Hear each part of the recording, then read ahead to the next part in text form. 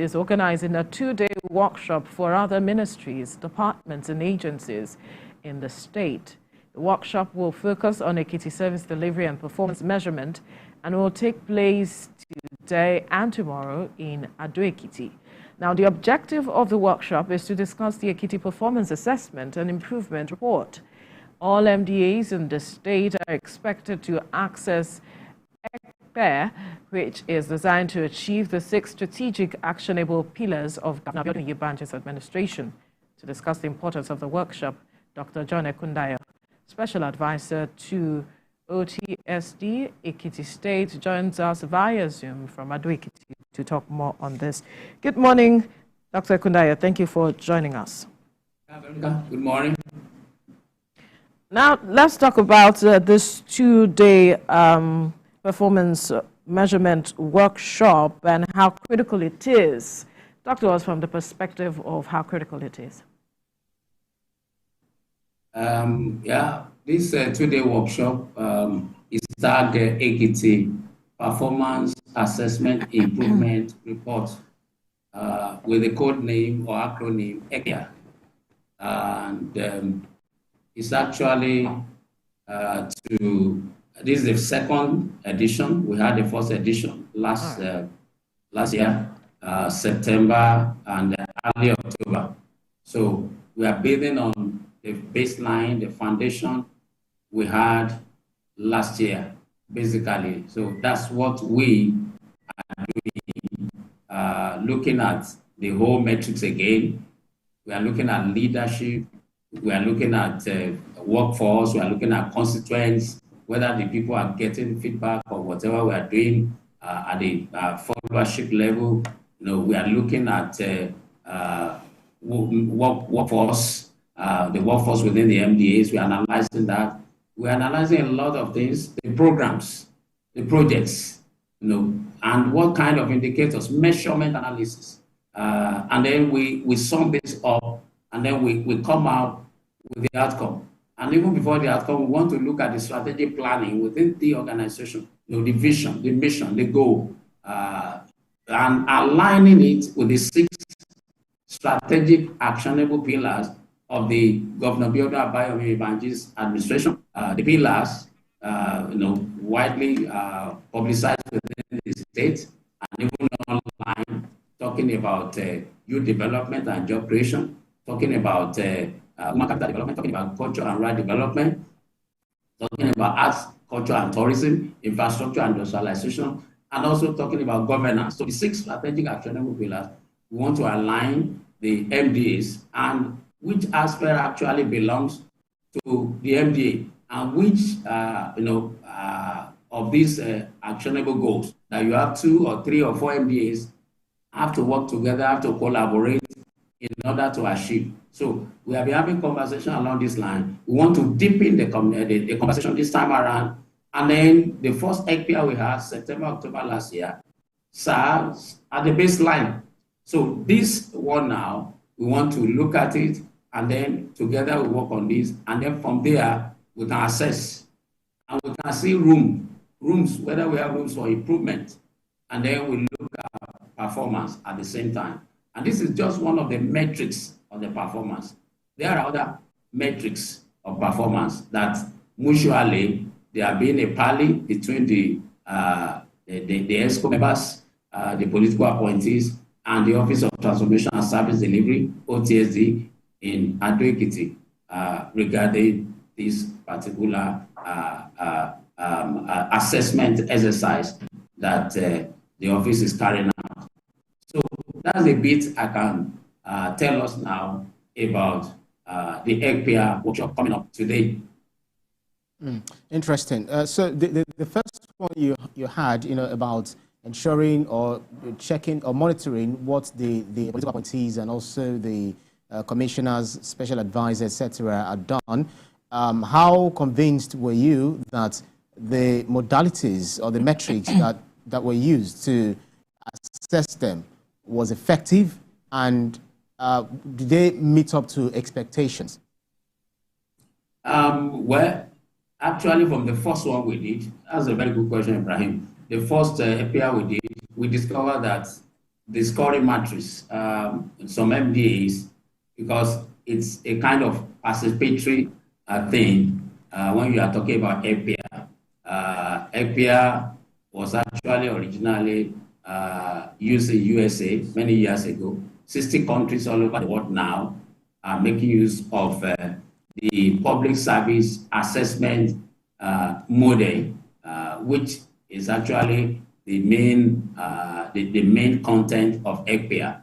So we discovered that within the scoring matrix, because it's involved participants in the MDA to score themselves based on certain metrics, based on certain yardsticks. So we discovered that some of the MDAs, they were flawed. There was a kind of flaw we discovered. But then we still have the meat of the whole thing, because you are still going to analyze your leadership, your workforce, the strategic planning within the MDAs. You are going to talk about your programs and processes and other things. So before you come to scoring, so even when you score yourself, you are together, you score yourself high, there are other indices that we look at. But be that as it may, we know that it's not just a destination. We are moving, it's an ongoing thing. We're in the trajectory of service delivery. So we want to improve on what we had at the first workshop that was done last year in this particular workshop, so that we dot the I's, we cross the T's, we get this proper. And then we are adding another, there's a kind of value added. In fact, coming in 2 dimensions to this one. We want to talk about the balance scorecard. To leadership, to management, people in the private sector, they are used to balance scorecard. Now, we are adapting it to the public sector. We first tried this in Lagos State when I was Director of Monitoring and Evaluation in Lagos State before I retired in 2021. So we are doing something in that direction, applying it to the public service, applying the balance scorecard in a way that will measure, we quantify what's actually qualitative. Now we quantify, we put numbers to it and measure and record, linking it with the budget, linking it with how you assess your budget, and with that we get a scoring there. So it's not just going to be a one-way jacket like that. There are things we are looking at, and then we aggregate all this together in the evaluation. But the most important thing is there have been a fairly earlier on interface between the ESCO members and the Office of Transmission and Service Delivery, where we actually explain and bring all these things, the criteria that will be used to actually assess them or evaluate them. And EPIA rating is just one out of other metrics, other criteria. Could you expatiate on this criteria that you just mentioned? You said ECPA is just one of them. Talk to us about the others, other criteria that will be used to assess them. And then what happens if any MDA or commission falls short? Okay. Yeah, that's a good question, Veronica. Now, we have the EPIA. Like I said, that's just number one. We have what we call the transformation tidbits. Now, earlier, let me not say this year, but last year, as early as September, we had what we call the transformation tidbits. Basically, what is there is this. We discovered that MDAs, many of them were taking time to respond, between MDAs and MDAs. And even between people from outside, people of Ekiti now making inquiry about the government, proposed investors wanting to invest in Ekiti State, and some of them could be waiting for more than a month, So we came up with the transformation tidbit. And what's that about?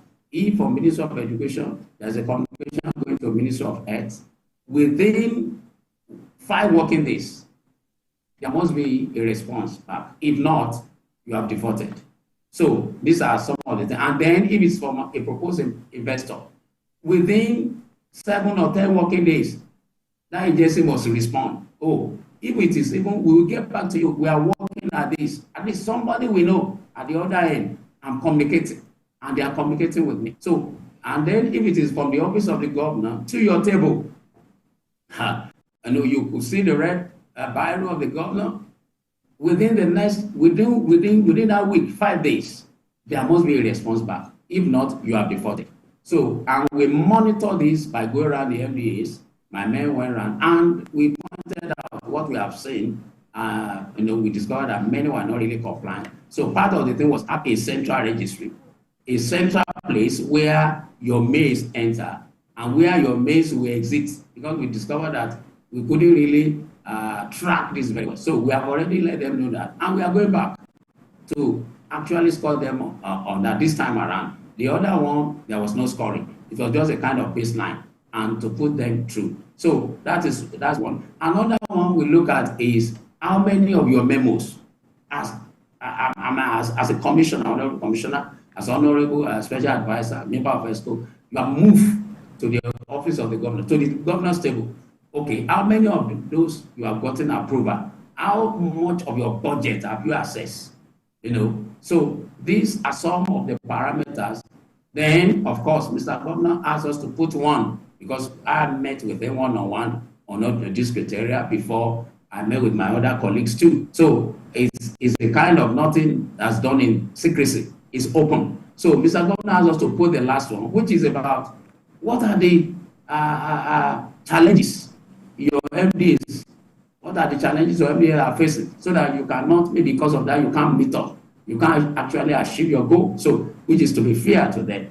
And we have met with them about 2 weeks ago, and we have talked about this, and questions were posed to us, and we answered the questions, and we are on the same page regarding this. So these are some of the metrics that will be used. So, and this will be weighted. I mentioned about 5, 6 now. This will be weighted and then scored, and then at the end of the day, where we will pass our recommendation to His Excellency the Governor, Mr. Piotr Abayomi, to act upon. Right. Interesting stuff. It's good that you're able to take us through this journey of especially the first one, and then what you're likely going to, what you're foreseeing for the next round of key performance indicators, metrics, to be able to ascertain the level of performance so far. But then there must have been some challenges that you experienced in the first instance, which you probably are working to mitigate for the next round of workshop that you'll be having. Could you walk us through some of these challenges and how you are looking to addressing them? Thank you, Ibrahim. Really, first challenge we faced when I resumed as a special advisor, Director General Office of Transformation and Strategy, was that the office, to say, many things were the lower, but we had the strong support. I have to emphasize that the strong support of Mr. Governor, and I was really surprised when he called me, put me aside one day, and he said, just after the retreat, so have you been to the office? And I said, I've been there. Immediately after the retreat, I went there. The retreat ended on a Saturday. And before I could speak, he said, look, that place is dead. I've worked there before. I want to bring that place up. Exact word I use for me. I want to tell me what we need.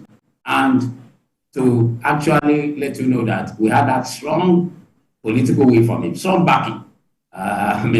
We put pen to paper, and of course, 70% of the staff I met on ground right now, part of the challenges, they are no more with me because they just have to go. I was coming with a mindset, not just of the private sector, but from the Lagos State Civil Service where I work, and things just have to move. Is that in Lagos? Is either you move or they move you. You see, how can you see the red biro of Mr. Governor on your table in Lagos? And 2 days, you are still walking all about. It can't happen. You go and meet your PS. From your PS, you discuss your commissioner, because they will even call you at the governor's office the following day, 24 hours after. So, but we discovered things were not like that here, But right now, things have changed. In the last 6 months, things have really changed. So we met some of these challenges. Some staff had to be moved, some had to come in, and then we started. But basically, most importantly, the governor are giving us support. When we make a request, when we send our file to him, and we are expecting within a week from the governor's office that the file will come back to us. In fact, within 2 days. In fact, there was yesterday I sent the file, Mr. Governor I sent it to it to that yesterday, and the file returned yesterday. I was like, in fact, I was surprised, I was shocked, you know. So the support we have been having have been so tremendous. And all will say that OTSD, you don't have to mess up with them and you have to respond. Because if from the office of the governor, mails are not laying on his table. At times we'll be coming from Abuja. At times we will come around 10 p.m., whatever is going to the office straight, is not going home, and he's not sleeping until about 2 a.m. thereabout. He's working on the files. And the following morning, files are flying everywhere to Ministry of Environment, Ministry of Education, Ministry of the OTSD. So for those of us who are appointee, for crying out loud, what are we doing? It's a challenge to us. So these are some of the challenges we've met. But then the joy is that many of us are adjusting. My colleagues are adjusting. So we are moving. At least people know it's not business as usual. Pre-August 2023, it's no more. I like the fact that you said you have the governor's support and that things are not as usual. But it's also interesting. It will be good to know what kind of support you're getting from the MDAs and the various commissions you're working with, because they also might want to make your work quite difficult, don't you think? Yes. Initially, where some people believe that, in fact, right now they are calling us all kinds of names in Office of Transformation and Service Delivery. Some people call us policemen, some people call us EFCC, some people call us auditor, you know, all kinds of some web, good one, coach, you know, that one is even better. But I said, because for my training in Harvard, in strategic execution, you can wear, as a strategist, you can wear the hat of a boss, of a commander, you know, of a coach. But the one I love most is the hat of a facilitator. We facilitate. We want to make it to work together. We want to deliver for our leader because we are with him. Anytime he comes to the ESCO, you know, I love the way he speaks. He says, well, my colleagues in the ESCO, even outside, you know, where we at meetings, you know. So we want to facilitate so that we deliver together. And according to him, he always says, working together towards the mantra, shared prosperity.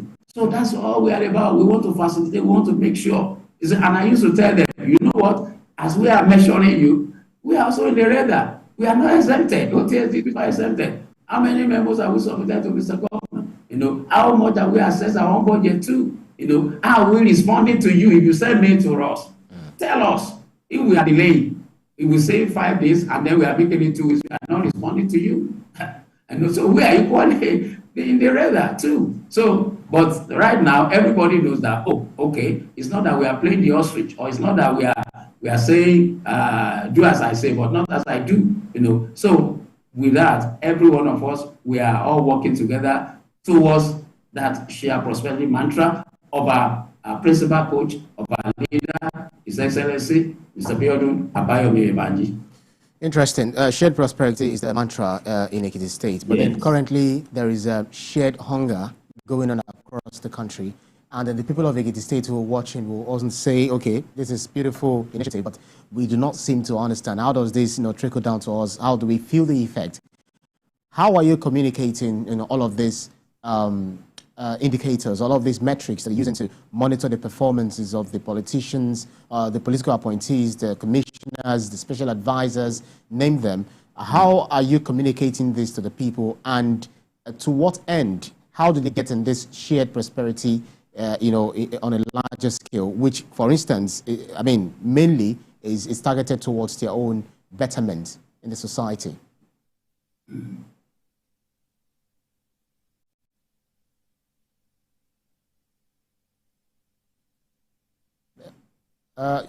You can carry on. Did you get a question? Okay. Yes, I get the question, Ibrahim. Now, let me just say this. Number one, there's hardship in the land, but I want to disagree with you about shared hunger. I have my own perception. I'm not saying there's no hardship in the land. But people can quote me and say, I happen to be an analyst, I happen to be a columnist, now I'm in government. Now, because John Ekunda is now in government, he's saying there's no hardship. But I don't believe in shareholder. For instance, it's only your response. You will react. People going for protests, I count them as they are reactionaries. They are reacting. Is it, but you could respond. For me, I've responded. In fact, if to say now I prepare for this, I would have shown you in black and white, the letter I got from the Ministry of Agriculture yesterday. I applied for 2 acres of farmland. I'm going to farm. And if you interest you that I will post the video online. 2 acres. People are saying, the security are saying that when I say people in my hometown, I was sitting there last weekend. In fact, during the week, and some of the towns in Ekiti too. People are going to farm. We have had 2 rains in Ekiti now. Our prayer is that it should just be coming and coming as it's supposed to come. Let's respond. Plant something at the back of your house. Respond to this. There's something that within 3 weeks you are harvesting some vegetable. So within 2.5 months, maize you are harvesting like that. So it doesn't mean you are living in the city. You can plant it in sack. You can do some things at your backyard. While I was down in the redemption camp, near Lagos, at my backyard, I plant vegetable, I plant, maize, like that. So it's a time for us to hand in Ekiti. We are truly agrarian. And that's what our principal is saying.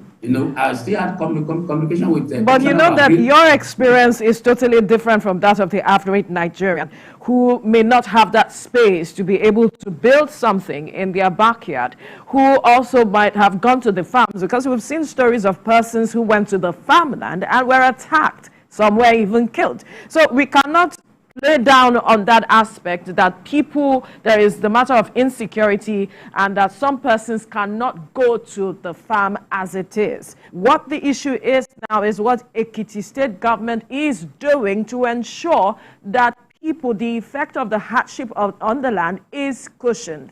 Perhaps that's what my colleague is trying to say. Okay. Let me to really focus. Okay. To really focus on that, I would say, number one, you can see that in Ekiti State, we have, in Ekiti State, our governor have been addressing issues, even right from before now, the issue of paying backlog of areas of salary, pension, small scale farmers, irrigation farming. Some tools have been given out like water pump in the last 2 weeks to farmers in Ekiti. If you can see it in the news like that, the government is planning cluster farming. Now I think yesterday there was a meeting with traders, to make sure that foodstuffs are not hoarded and they are sold at the right price to the people. So the government is trying to reach out to this. But much more importantly, I know some people are not favored. They are not favored by where they live to go to farming. And let me say this, that not all of us are expected to go to farming. But if many of us that have left the place of farming have been there, we will not be at this bus stop. It won't just because we are talking about dollar, naira, but we will have food stuff. Yoruba people will say, if hunger leaves a poverty, then poverty is very small. So it is crucial that, some of us that are favored civil servants in Ekiti, many of them are into farming. So it's a time to encourage them to go to farming and do something. So as a government, our government is reaching out. Cluster farming now in many places in Ekiti, on the farm settlement, some of our farm settlement. Commissioner Bagyo was telling me, subscribe, more than 80% subscribe now in Ekiti already. So we are expecting bumper harvest by the grace of God in Ekiti State this year. So this is a way I can say to respond to that. Interesting. So talking about our main issue, which is the ensuring that the appointees, they are able to deliver on the mandate, on their obligations, which has been described to them by the government. Is the government bold enough to relieve, or better still, replace any underperforming appointees among some of the people that are brought on board to assist the government or the governor in delivering good governance to the people of Ekiti State? Yeah. Okay, let me just say this, Ibrahim, that our governor is amiable, is friendly, but the Biodun Abayomi Banji that I know, the governor, is very firm. And he has spoken to us, well, he has spoken publicly, well, I will say again, he has spoken to us as he will refer to us, his colleagues, saying, cooperate with the Office of Transformation and Service Delivery and do whatever you need to do.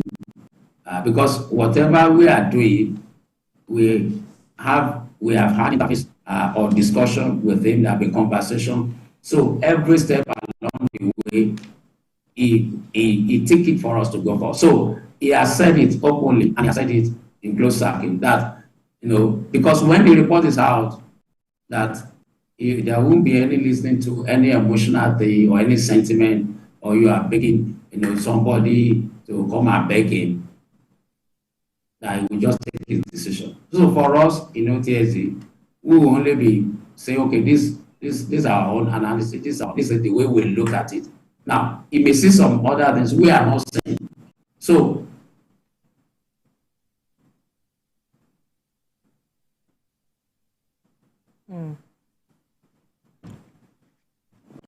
Dr. Ekundaya there talking to us about what Ekiti State is doing with regards to ECPE. Dr. Ekundaya, the network seemingly froze earlier on, but quickly as we inch closer to wrapping up this conversation, you mentioned earlier that things are no longer the same, especially from 6 months ago when you assumed the position to actually put things in order with regards to performance. So my question is, how far have we come to this matter of shared prosperity with the changes that you have brought in now when it comes to delivery and performance, based on your assessment? Can you say the question again, Berenka? I can't hear you. Right.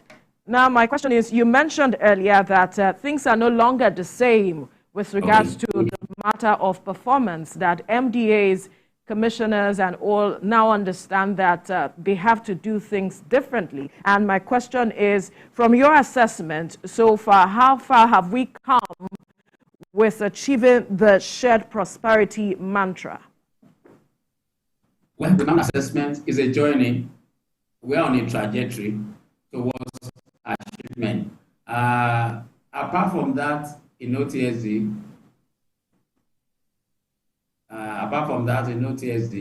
we also go out. In OTSD, we also go out. We have carried out about 3 surveys now at the Central District. So we are not just sitting in the office, gauging the feedback from the people, what their perceptions are about governance, about leadership in the state. And we have asked them some questions.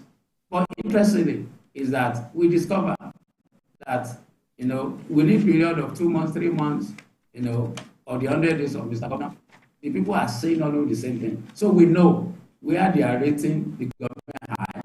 We know where they are rating the government maybe midway. We know where they are rating the government low. And we are saying to the MDAs, in fact, at the time in the ESCO, Mr. Governor asked me to present one of the findings to the ESCO members so that they will hear and they will make adjustment. So there have been that conversation, not just among us in the ESCO or in government. We have also gone out to the people, meeting them, interviewing them, and getting their feedback and feeding that into governance and into policy, so that at the end of the day, we can get to that destination, that of shared prosperity. All right. Well, that's a fine place to leave the conversation this morning. Thank you, Dr. John Ekundaya, Special Advisor to OTSD Ekiti State. Thank you very much. Thank you. All right. Still to come on the show, Senate rejects plan by